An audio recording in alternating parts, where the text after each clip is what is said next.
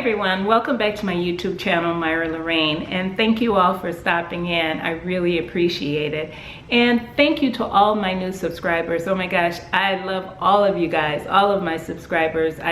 I'm so happy that you want to return. So I work very hard to bring you some content that you'll enjoy watching, and I still try and keep it under 15 minutes, but occasionally I'll go over that sometimes to bring you more in-depth reviews of things. One of those things is going to be today. So now I wanted a new pair of leggings, and I had waited around to see if there was a pattern that was going to come up that was going to pull me away from my TNT. And there was one that piqued my interest, and it's called the Aila Leggings by the Last Stitch. Johanna over there at the Last Stitch, she did a really good job with this pattern. That's all I can tell you. She's done a marvelous job with this this pattern. So with that said, now I'm going to discuss the Aila leggings with you. When I first saw Johanna was bringing this pattern out, I was interested right away because she has so many different options that you can create with this one pattern. And knowing I purchased two of her books I've purchased already, and she's very, very detailed. So I was really interested in that. So I purchased this pattern, and let me tell you, I'm glad I did, because it is really, really a nice pattern. Not only is she very detailed in her instructions, but her instruction book reads like a resource book. I mean, this is her, see how thick that is? I printed this off. This is the actual instruction book, and it is, let me see, 42 pages long. But let me tell you, it is packed full of ideas. It's not just an instruction book, so don't let that scare you away because it's so big. It is packed full of so many ideas and techniques, and I mean, she made this is the first time I've ever seen a sewing instruction book this big. Guide sheet basically is what we call them, or guide sheets. This is it. I'm amazed. Okay, now let's get into this. I went through her sheet, and I selected the size based on the range, my measurement range. And I always have this problem with all patterns when it comes to my measurements. Because my measurements are so different, and I don't mind telling you guys, I think it's because of the amount of fat that I have on my body. Okay, no jokes, you guys. But my waist is, and I kid you not, my waist is a 33. My hips are 40. So I really fit within that 12 to 14 range, and in some patterns they even put me in the 14 to 16. But if I make those sizes, they're always, I could put two people in them. They're way too big for me. And that's why I say I think it's because the amount of fat that I have on my body, you know, that's my measurements without trying to suck in or anything like that. That's what my real measurements are, and that's what you're supposed to do, your real measurements. So what I did was I took a look at where the range was on her guide sheet, and it put me in the 12 to 14 range. Yes, the 12 to 14 range. Actually, I have it right here. Let me just look at this real quick because I thought it was the 12 to 14, but I could be wrong. Yes, it put me in the 12 to 14 range based on my measurements. Knowing from experience in other patterns, even some indie patterns, I knew that that fit was going to be too big for me. So what I did was I went down below the smallest of the 12 to 14. I went to a 10, and that's the size that I made my leggings out of. And I'm glad I did, because it ended up just tiny bit slightly big for me. I need to come down only, and I'll show you in the pictures, only because of certain areas where I saw problems. Now I have to tell you, this pattern was easy to sew. Based on her instructions, I did not have a flinch of an issue with this pattern. It took me exactly 2 hours to make after I cut it out. Well, I pinned the pattern together It was a PDF yesterday, and I taped it all together, not pinned. I taped it all together, cut it out yesterday. And then this morning I started at 7:47 a.m. and I was done by 9:49 completely with the hem and everything. So exactly 2 hours it took me to make these leggings. And you say, well, 2 hours is a lot for a pair of leggings, but you know, I made the pair, and when you look at the cover, I made the pair that she has on here without the split, without the how do you say, with the two different colors. I made it with the crisscross back for the pocket in the back. That's what I did with that. And oh my gosh, that was super easy. Turned out really, really nice. So the pattern went together so easy. I didn't have any problems, any issues. I did have one thing that I wanted to talk about, and it was when you sew, let's see, yes, when you sew the waistband. Actually, I'll talk about this piece later, but this is for beginners, and that's the reason why I want to talk about that. So what I'm going to do now is tell you about this fabric. The fabric I selected is this fabric here. It is a scuba knit, and I purchased it at Joann Fabrics quite some time ago, but they probably still have it. And it's a nice heavyweight scuba knit, and it has two-way stretch, both vertical and horizontal and vertical. So it has two-way stretch, so it has enough stretch for her pattern, and which she highly suggests a two-way stretch fabric. And I had reached out to Johanna because I wasn't sure that scuba would work, and I asked her, and she said she wasn't sure. She thought it was, but she wasn't sure. So I told her I'd go ahead and try, and she said let her know if it worked. So I'm definitely going to tag her. Actually, I made a comment to her. I actually did message her, and I told her that I did make them and it did work. So the scuba knit, like I said, was from Joann, and it was nice to work with. I really like it. Now I must preface this by saying, you notice that there's some plaid. This is like a plaid, almost like a houndstooth plaid. But, and it's showing up very true to color right there. Very true to color. Don't pay attention to the matching, because this was my wearable muslin. I was not paying attention. It's the only scuba that I had, the material that I had on my in my stash that I could use for these leggings, because I don't think I have anything else in there that I could use for leggings, and I really wanted to try this pattern. And now that I've tried it, I'm going to purchase some more fabrics that I can make this out of.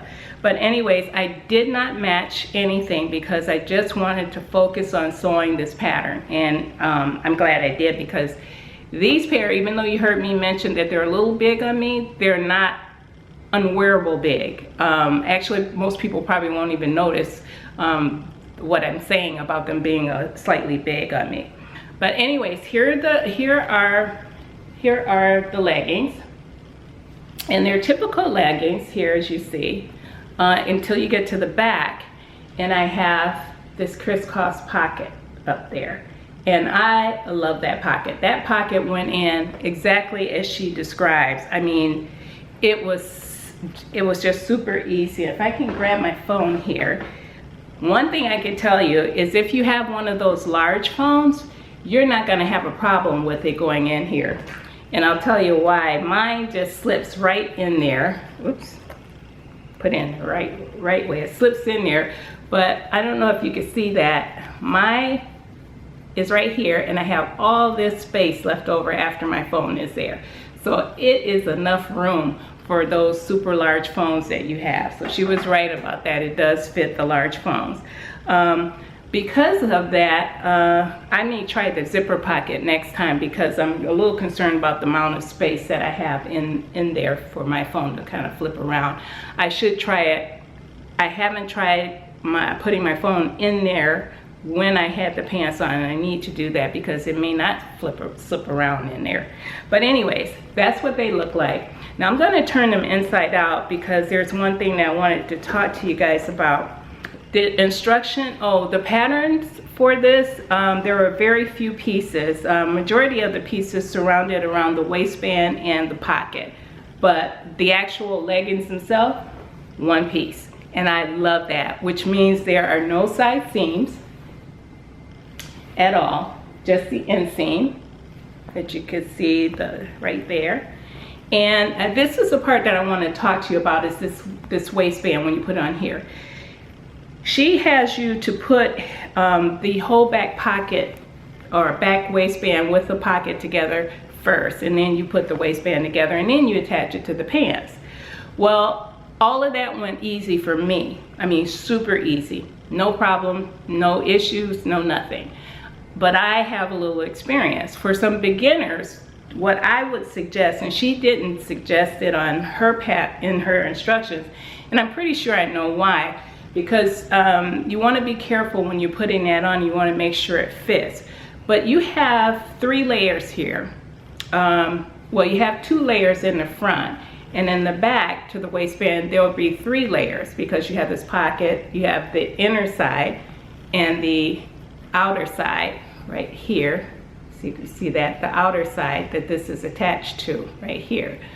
So when you put those all together in one waistband and you just turn it inside out, and you're going to be stitching it to the waistline of your pants, what I would suggest is when you have, once you've got your waistband together, before you attach it to the waist of the pants, what I would suggest doing for especially you beginners who may have problems when you're sewing, one of the layers slipping, I would suggest that you actually base with a large and long zigzag stitch on your waistband only. Just stitch those layers together first, and then sew it to your attach it to the waist of your pants.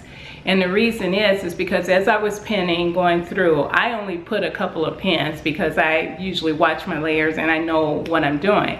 But I could see someone as a beginner doing this, and I can see a beginner doing these pants because that's how easy they are. But I can see you, if you're not paying attention, to easily let one of those layers slip.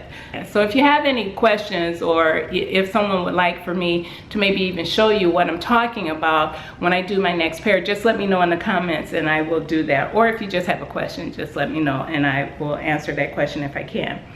Other than that, I don't have any suggestions or any issues that I had with these pants. They just turned out really beautiful.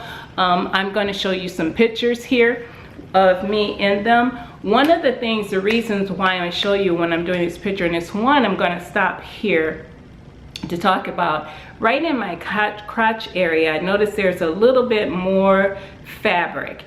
And the waistband, oh my gosh, I gotta tell you about that. The waistband, the way she has you put in the elastic is, it's nice. It's very, very nice. And it really gives you a nice control. There is elastic in there, even though you can't see it. And it's just a little tiny bit, but it's enough to give you a good firm recovery. Even with that, they are not loose on me, but they're not as, tight as I would want them to be. I don't want them to be too tight where they're squishing my body, but I want it a little bit tighter than it is. And she gives a lot of great tips in this pattern. And one of the ones for this pattern, putting elastic in, just blew me away. With all my experience, I never realized this. But one of the things she tells you is when you're going to put the elastic in, before you sew the elastic pieces together to attach them to the waistband, she tells you measure out based on her measurements how much you need. And then she says to stretch the fabric, that strap. She tells you to stretch the elastic out so that if it stretches out when sewing, you cut off the excess. Now, I'm probably confusing you in what I'm saying, but basically she just tells you to stretch the elastic out and then remeasure it to see if there's any excess, and then you cut off the excess. Well, she was right. I never even thought of that. Maybe some of you out there who are experienced have, but I never thought of that because I stretched it out like she suggested, and I didn't think it was going to change. I put it back down there. Yes, there was a 1-inch difference. So I had to cut that extra 1 inch off. Now to me, that explains why I have had issues before using elastic in other pants. When I put it in, it seemed like the elastic had stretched out wider in the pants. It didn't pull them in like I wanted it to, and that would be the reason why. You should stretch, once you measure your elastic, you should stretch it out once and then remeasure it again. Good one, Johanna. Definitely a great tip. Thank you for that. But other than that, I didn't have any issues. So looking at this picture here of me, I do have the waistband was a little bit looser than I wanted it to. It wasn't falling off of me or anything like that, but it was just, I knew I needed it to come in some more. Also, underneath my cheek buds, there was a lot of wrinkles there, and in this crotch area, there was a little bit more material there than I felt it should be. And also around the knees, I had a little bit of wrinkles too. And I think all of that would rectify itself if I go down a size from a 10 to an 8. I think that will fix the problem. So that's all I have for these. They turn out really nice. I did a cover stitch. I don't know if you can see that. I used my cover stitch for the hem. I did add 2 inches because I have very long legs.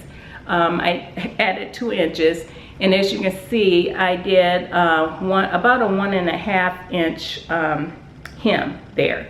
And it turned out, let's let you see the other side of the cover stitch, if you can see that. There it is.